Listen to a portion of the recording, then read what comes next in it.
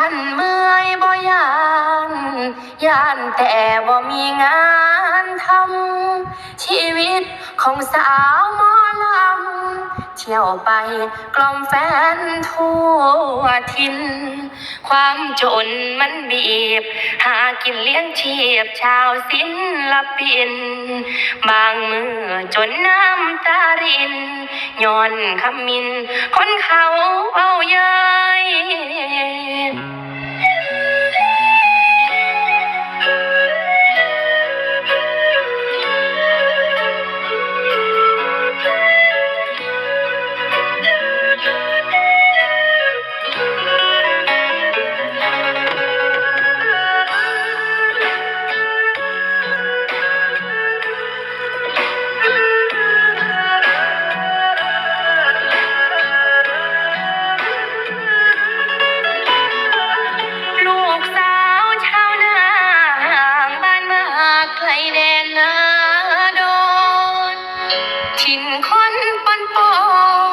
จากคนนอนที่เค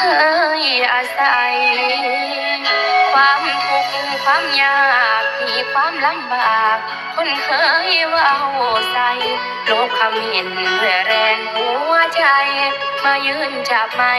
ส่งเสียงวอนวอนสาวนาลาดอนยังจำคำสอนพ่อแม่เอิ้นสั่งให้หารให้สู้อย่าล้มความหวังสิพ่อยังให้อดทนไว้คือทอดหน้าพ่อแม่ลูกเมื่อยหลายแท้จนน้ำตาไหลคือพวกคำเบาเดี๋ยวมีแหงใจสิอดทนไปให้หอดปลายฝันขันเมื่อยบ่ย่านแต่บ่มีงานทำชีวิตของสาวหมอลำเที่ยวไปกล่อมแฟนทั่วทินความจนมันบีบหากินเลี้ยงชีพชาวศิลปินบางมือจนน้ำตารินย้อนคำมินคนเขาเอาเย้ยก็บ่เป็นยังเห็นแฟนนั่งอยู่หน้าห้านแค่นี้ก็ใจเบิกบานเส้นทางฝันพอทันหอดเคยลบความเหนื่อยล้าก็ย้อนนี้แห่งใจผู้เบิ่ง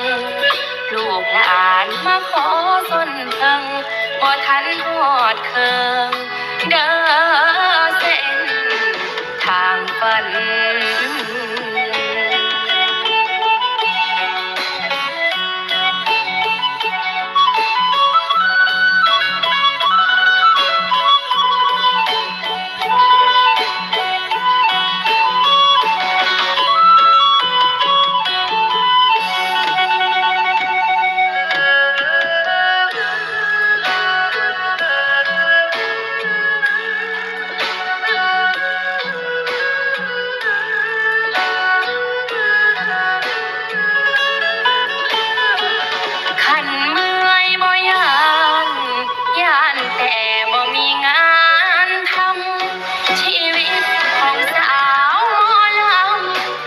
ไป